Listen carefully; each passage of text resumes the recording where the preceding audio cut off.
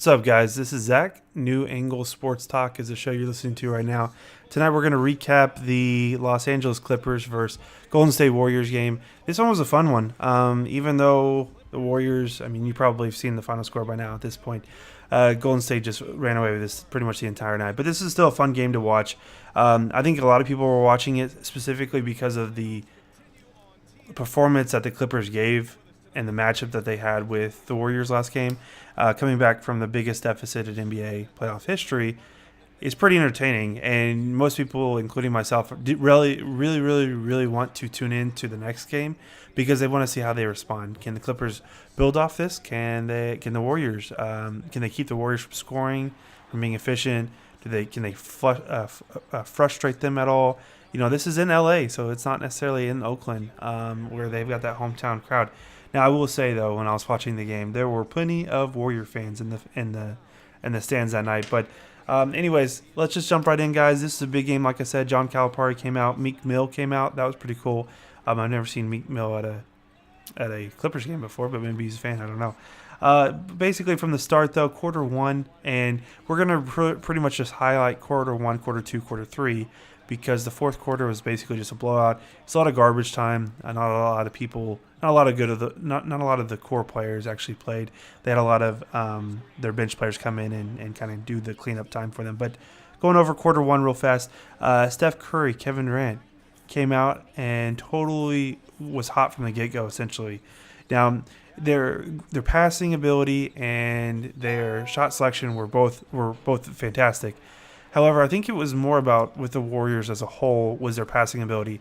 And I think that's why they're so good. And I know this isn't anything groundbreaking, but when the Warriors, they're going to hit their threes and stuff. But the way that they get deadly is whenever they actually start making the right passes, when they're patient on offense.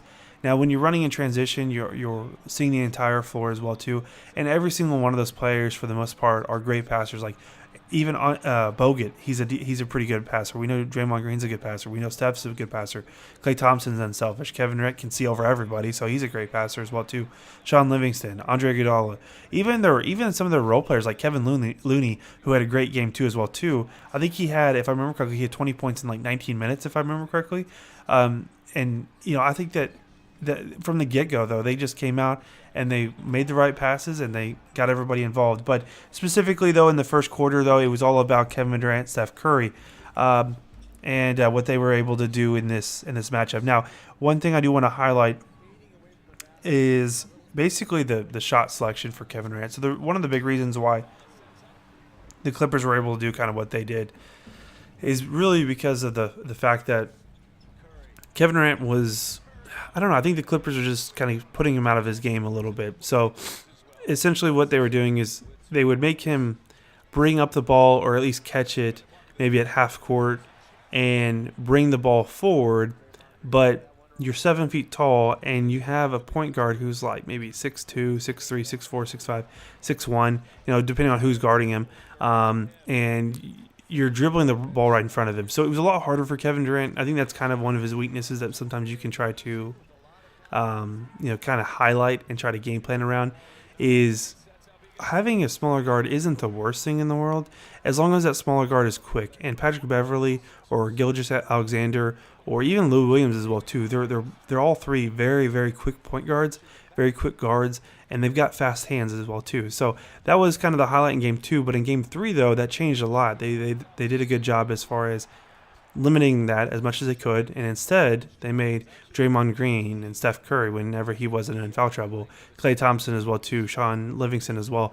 They made these guys become more of the ball handlers, and they let Kevin Durant get set up in his, in the elbow or the high post or the low post or whatever it was that they were running, or even a pick as well too when they did the pick and roll and that kind of thing with Kevin Durant. But the main thing is the reason why Kevin Durant was so successful in this game is because he got his shots. He set himself up for the right shots to take, and he put himself in the best position to get those shots. He would take one dribble, turn around, and shoot it basically from the free throw line at the elbow over a guy that he's got 6 inches on or 7 inches on or whatever. Steph, obviously, he just hits threes at every night, every game, it feels like. So there's not much to say about Steph. He hit a lot of threes, essentially, is how he got his points. Kevin Durant was a little bit more methodical with his. He was in the mid-range and that kind of thing. Going over quarter two a little bit more in depth, though. The Patrick Beverley-KD matchup, like I just said, was kind of a highlight as well, too. But it really wasn't that much. Like, it wasn't as good as it has been in the first two games. Kevin Durant basically just got everywhere he wanted to, and Beverly had foul trouble. Now, Steph Curry also had foul trouble. Steph Curry got his third foul with 3:45 left in the second quarter. Beverly, by halftime, he had 3 fouls as well, too, so they essentially just kind of took themselves each out of the game. Now, Steph Curry was frustrated all night long because of the fact that he couldn't stay on the court because he kept getting fouls as well, and he was in foul trouble pretty much the entire night. But the one other good highlight that I want to mention as well, too, is that Klay Thompson actually started catching his groove again. Now, in the first two games, you saw him where he kind of struggled a little bit. I don't know why it is with Klay Thompson. He does this. I don't know why he does this, but he'll go series, or he'll go, like, he usually starts off slow in the playoffs, it feels like, at least some of the games that I've watched, and he really heats up towards the end. Now, he struggled kind of in game 1, game 2, but in game 3, specifically in quarter number 2, he picked himself back up. He started hitting some threes, and I think at one point he had 10 of the 12 points the Warriors had scored on this run that they were in the second quarter. So I'm glad to see Klay Thompson get his feeling back, get his mojo back. He's able to hit shots again. Ending the quarter, though, Kevin Durant had 27 points at the half. He shot 10 to 15. And like I said, Kevin Durant just found his matchup, and that's how he was so successful. Now, swinging over to quarter 3, and like I said, we'll basically just highlight quarter 1, 2, and 3 in this video. But quarter number 3, right after the half started, Doc Rivers calls an early timeout. He just didn't like what he saw. But right outside of that timeout, Patrick Beverley got a big 3. He hit a 3, just looked good from the get-go, honestly, when he shot that 3. I thought in my mind that was kind of where he was going to be getting at, and he was going to be continuing they were going to be continuing that type of play and that momentum, because the crowd got loud at that point, and they were hyped. But like within 2 minutes of the half, so just a few possessions later, then Patrick Beverley gets a tech, and then all of that mojo is gone. All of that support from the crowd that you just built up just left just like that. Now, Steph Curry did get his 4th foul as well. Again, he was basically not even like in the game, essentially, because of foul trouble for the majority of the time.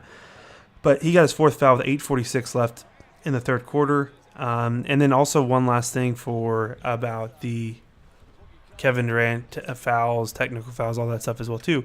Kevin Durant got his 3rd technical foul tonight. So it's 3 within 3 games. The first 3 games of the playoffs, he got his 3rd technical foul. Now in the playoffs, if you don't know this, essentially you get 6 technical fouls. After the 6 technical fouls, you start missing games. You start getting suspended for a game at a time, and so on and so forth. I think I have kind of a theory as far as what's going on right now. I think that the Clippers understand that they aren't going to probably win this series. I don't think anybody actually assumes that the Clippers are going to win this. If they do, it'd be one of the biggest upsets in all of NBA history. But I don't think anybody really thinks that they can beat them. Now, I think that a lot of people think that they could give them, a couple games. Like, I feel like the Clippers could win a couple games, and they've already won one. Maybe they can squeak out a second win. It just kind of depends. I think that happens. It has to happen in Game 4.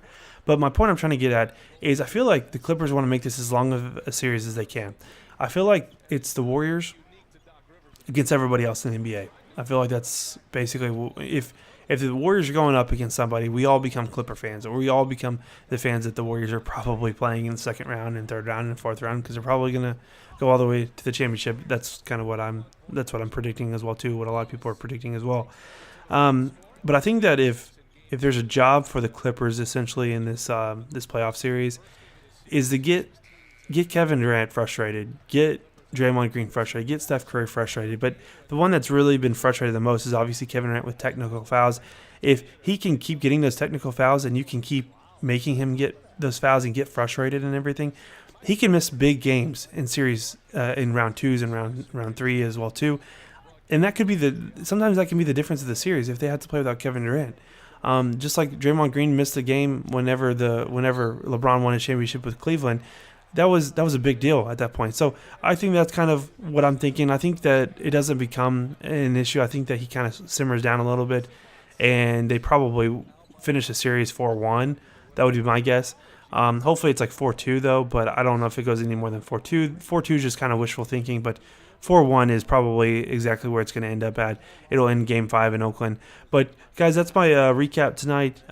Give me some comments. Give me some feedback on what you guys thought about the game. Remember, like, comment, subscribe. Let us know, if there's anything that you want to hear from us specifically, or if there's anything that we can do that could maybe improve the channel at all. Just give us some feedback and let us know how we're doing. Thanks, guys. Like, comment, subscribe. Have a great day. Bye.